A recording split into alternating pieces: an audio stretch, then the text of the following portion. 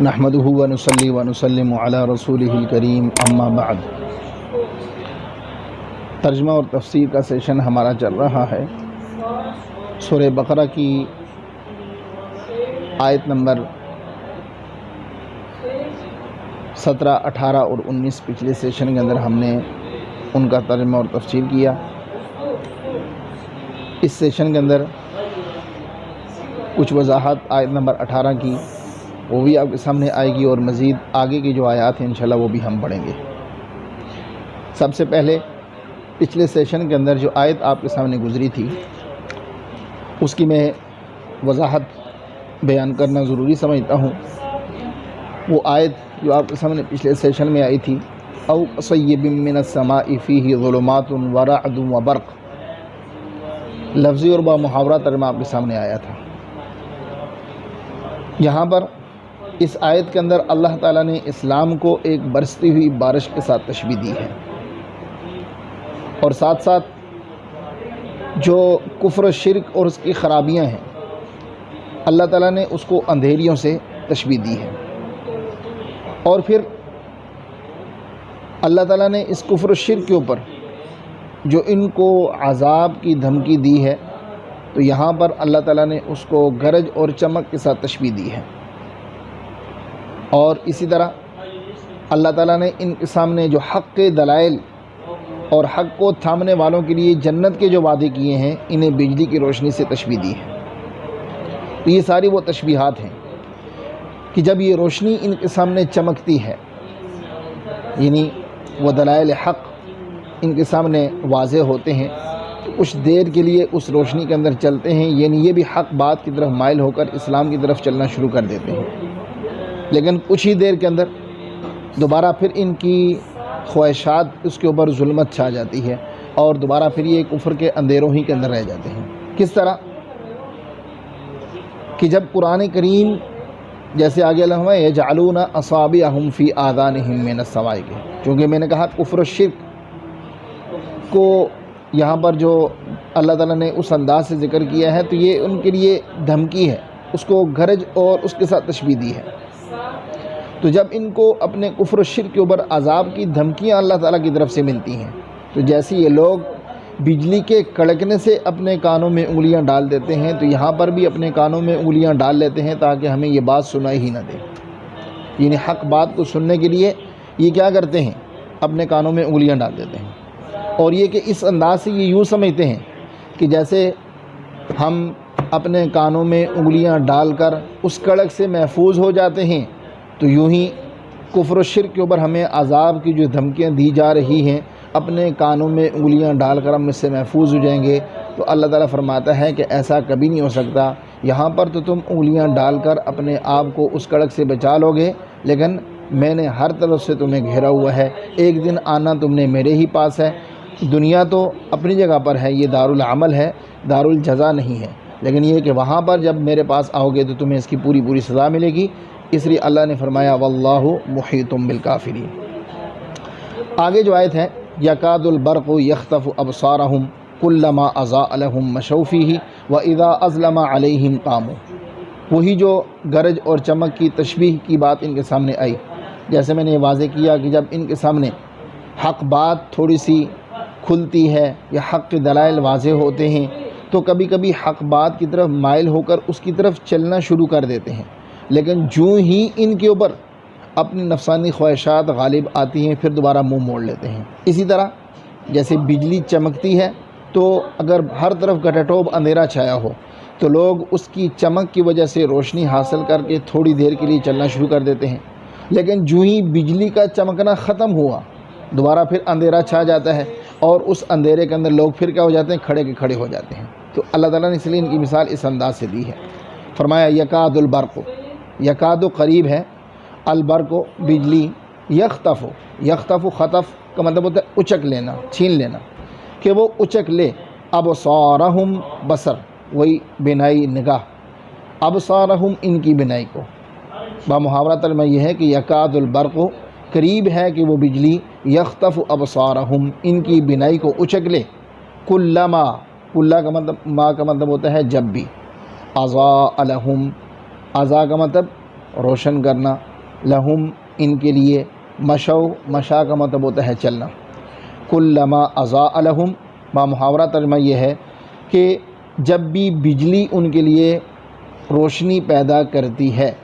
مشو فیہ وہ اس میں چلنا شروع کر دیتے ہیں، و اذا کا مطلب ہے جب، ازلمہ کا مطلب ہوتا ہے تاریکی کرنا،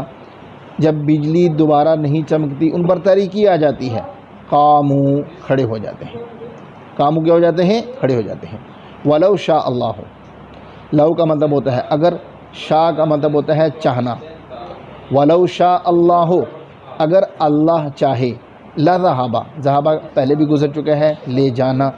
لذہب تو لے جائے، بسمعہم و ابصارہم، سمع اور ابصار دونوں پہلے گزر چکے ہیں، ختم اللہ علی قلوبہم وعلی سمعہم وعلی ابصارہم، دوبارہ پھر بھی دہرا دیتا ہوں، سمع کا مطلب ہوتا ہے جو سننا ہے، اور ابصار قوت بینائی، اگر اللہ چاہتا تو ان کی سماعت کو اور بینائی کو لے جاتا، سلب کر لیتا۔ کیوں؟ اس لیے کہ اللہ کی ذات ایسی ذات ہے کہ وہ ہر چیز پر، ان اللہ بے شک اللہ، علی کل شیء قدیر، قدیر کا مطلب ہوتا ہے قدرت رکھنے والا، کل کا مطلب ہوتا ہے سارا کا سارا، شیء کا مطلب ہوتا ہے چیز۔ اگر اللہ ان کی بینائی کو لے جانا چاہے تو یہ محض دھمکی نہیں ہے، اللہ لے جا سکتا ہے۔ کیوں؟ اس لیے کہ اللہ کی ذات ہی ایک واحد ذات ہے اس کائنات کے اندر کہ جو ہر چیز پر قدرت رکھتا ہے، جیسے چاہتا ہے کرتا ہے، اللہ کی مشیت ہی سے سب کچھ ہوتا ہے، اللہ نہ چاہے تو کچھ بھی نہیں ہو سکتا۔ تو یہ سورۃ بقرہ کے ہمارے 2 رکوع پورے ہو چکے ہیں، جیسے میں نے آپ کے سامنے ذکر کیا تھا کہ اس کے اندر 20 آیات ہیں، تو اللہ تعالیٰ نے تینوں قسم کے فریقین کا یہاں پر ذکر کیا ہے، مومنین کا بھی، اور اس کے بعد ان لوگوں کا بھی کہ جو پکے ٹھکے کافر اور مشرک تھے، اور اس کے بعد ان لوگوں کا بھی کہ جنہوں نے اسلام کا لبادہ اوڑھا ہوا تھا، منافقین، اور ان کی پوری وضاحت آپ کے سامنے آ چکی ہے۔ اب یہاں سے آگے سورۃ بقرہ کا 3 رکوع شروع ہو رہا ہے، یا ایھا الناس اعبدوا ربکم الذی خلقکم والذین من قبلکم لعلکم تتقون۔ یا کا مطلب ہوتا ہے یہ حرف ندا ہے، پکارنے کے لیے ہم جیسے استعمال کرتے ہیں اردو کے اندر، اوے اے بندے، یہاں پر بھی اس کا مطلب ہے اے، ایھا الناس، یا ایھا الناس، الناس لوگ، اعبدو امر کا صیغہ ہے، تم عبادت کرو، عبد کا مطلب ہوتا ہے عبادت کرنا، اعبدو تم عبادت کرو، ربکم، رب کا لفظ پہلے گزر چکا ہے پرورش کرنے والا، الذی یہ بھی گزر چکا ہے، خلقہ پہلی دفعہ آیا آپ کے سامنے، اس کا مطلب ہوتا ہے پیدا کرنا، کم تم کو، والذین من قبلکم، من کا مطلب ہوتا ہے سے، قبل کا مطلب ہوتا ہے پہلے، لعل شاید، تتقون تم پرہیزگار بن جاؤ۔ بمحاورہ ترجمہ یہ ہے کہ یا ایھا الناس، اے لوگو، اعبدوا ربکم، اپنے رب کی عبادت کرو، کون سا رب؟ الذی خلقکم، یہ آگے اللہ تعالیٰ نے اپنی ہی صفت بیان کی ہے کہ وہ رب کہ جس نے تم کو پیدا کیا ہے، تم کو بھی پیدا کیا، والذین من قبلکم، نہ صرف تم کو بلکہ ان لوگوں کو بھی پیدا کیا جو تم سے پہلے تھے۔ اور آگے اللہ تعالیٰ نے کہا عبادت کیوں کرو؟ لعلکم تتقون، تمہاری عبادت کا فائدہ مجھے نہیں ہے، تمہاری عبادت کا فائدہ تمہیں ہی ہوگا، اور وہ فائدہ کیا ہوگا؟ لعلکم تتقون، کہ شاید کہ تم اس کی وجہ سے متقی بن جاؤ، اللہ سے ڈرنے والے بن جاؤ۔ آگے اللہ تعالیٰ نے مزید وضاحت اپنی صفات کو بیان فرمایا، الذی جعل، جعل پہلے بھی گزر چکا ہے یجعلون کے اندر، جعل کا مطلب ہوتا ہے بنانا، لکم تمہارے لیے، الارض زمین، فراشن کا مطلب ہوتا ہے بچھونا، والسما، سما کا مطلب آسمان، بناءً چھت، انزلہ کا مطلب ہوتا ہے نازل کرنا، من السماء ماءً، باقی لفظ پرانے ہیں، ماءً نیا لفظ آ گیا ہے، ما کا مطلب ہوتا ہے پانی، فاخرجا، فا کا مطلب پہلے گزر چکا ہے پس، اخرجا نیا لفظ ہے آپ کے سامنے، اخرجا کا مطلب ہوتا ہے اس نے نکالا، من الثمرات، ثمرات بھی آپ کے سامنے پہلی دفعہ آیا ہے، میووں کو کہتے ہیں، رزقاً، ثمرات پھل، رزقاً یہ بھی پہلی دفعہ آیا ہے، رزق جس کو ہم استعمال کرتے ہیں، فلا تجعلوا، لا تجعلوا، جعل کا مطلب پہلے گزر چکا ہے بنانا، تو یہاں پر لا تجعلوا یہ نہیں ہے۔ جیسے امر کے اندر کیا ہوتا ہے، کسی کام کو کرنے کا حکم دیا جاتا ہے، تو نہیں کے اندر کسی کام سے روکا جاتا ہے۔ لا تجعلوا تم نہ بناؤ، اندادن ند کی جمع ہے، ند کا مطلب ہوتا ہے شریک، یعنی اللہ کے ساتھ تم شریک نہ بناؤ۔ وَأَنْتُمْ تَعْلَمُونَ، انتم کا مطلب ہوتا ہے تم، تعلمون جانتے ہو۔ تو یہ دوسری آیت تھی۔ اب اس کا بمحاورہ ترجمہ، الذی جعل لکم الارض، جیسے پیچھے کہا نا کہ اے لوگو تم اس رب کی عبادت کرو، اور اس رب کی پہلی صفت بیان ہوئی تھی کہ رب کیسا ہے، الذی خلقکم والذین من قبلکم، وہ رب ایسا ہے کہ جس نے تمہیں اور تم سے پہلے لوگوں کو پیدا کیا، یہ اس کی ایک صفت ہوگی۔ اسی کی آگے دوسری صفت ہے کہ وہ رب کیسا رب ہے، الذی جعل لکم الارض فراشا، ایسا رب ہے کہ جس نے تمہارے لیے زمین کو بچھونا بنایا، والسماء بناء، اور آسمان کو تمہارے لیے چھت بنا دیا، وانزل من السماء ماء، اور پھر مزید انعام کیا کیا کہ آسمان سے تمہارے لیے بارش کو برسایا، پانی اتارا، پانی اتارنے کا مطلب بارش ہی برسانا ہے۔ پھر بارش برسا کر کیا کیا، فأخرج به من الثمرات، وہ بارش جب برستی ہے تو اس سے ہماری کھیتیاں اور جو باغات ہیں ان کے اندر درخت اگتے ہیں اور درختوں پر پھر پھل لگتے ہیں۔ تو اللہ فرمایا فأخرج، پس اللہ نے اس پانی سے پھر نکالا، من الثمرات میوے، رزقا لکم، وہ بھی کیوں نکالے، تمہارے لیے روزی کے طور پر، کہتا کہ تم اس کو بطور رزق کے کھا سکو۔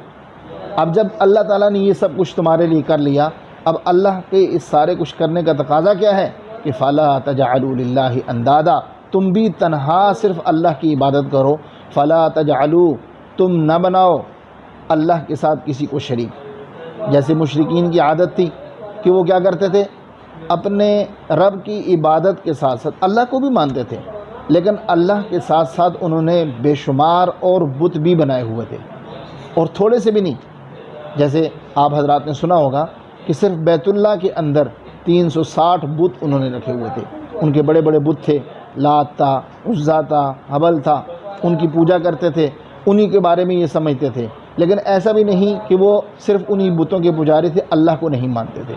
اللہ کو بھی ساتھ مانتے تھے، لیکن یہ ساتھ ساتھ بتوں کی بھی عبادت کرتے تھے۔ تو اس لیے اللہ فرماتا ہے کہ جب پیدا میں نے کیا، رزق تمہیں میں دے رہا ہوں، تمہارے لیے پھل میوے ہر چیز میں نکال رہا ہوں، ان ساری چیزوں کے ہوتے ہوئے عبادت کا لائق اور مستحق اگر کوئی ہے تو وہ بھی صرف میں ہی ہوں۔ اس لیے جب عبادت کا مستحق میں ہوں تو تم میرے ساتھ کسی اور کو شریک مت ٹھہراؤ۔ وَأَنْتُمْ تَعْلَمُونَ، اور یہ کہ تم جانتے بھی ہو، اقرار بھی کرتے ہو کہ ایسا ہی ہے، پیدا کرنے والا بھی اللہ ہے، رزق دینے والا بھی اللہ ہے۔ اللہ خود قرآن میں فرماتا ہے کہ وَلَئِن سَأَلْتَهُم مَّنْ خَلَقَ السَّمَاوَاتِ وَالْأَرْضِ، کہ اگر آپ ان سے پوچھیں کہ زمین آسمان کو پیدا کس نے کیا، لَيَقُولُنَّ اللَّهُ، کہیں گے کہ اللہ ہی نے پیدا کیا، خود اقرار کر رہے ہیں۔ اسی طرح دوسری اور جگہوں پر کہ اگر آپ ان سے پوچھیں کہ رات کے بعد دن کو کون لاتا ہے، زندہ سے مردہ کو کون نکالتا ہے، اور مردہ سے زندہ کو کون نکالتا ہے، تو اس کا یہی جواب دیں گے کہ سارے کام اللہ ہی کرتا ہے، یہ نہیں کہیں گے کہ ہمارے بت کرتے ہیں۔ تو جب اس بات کو جانتے بھی ہو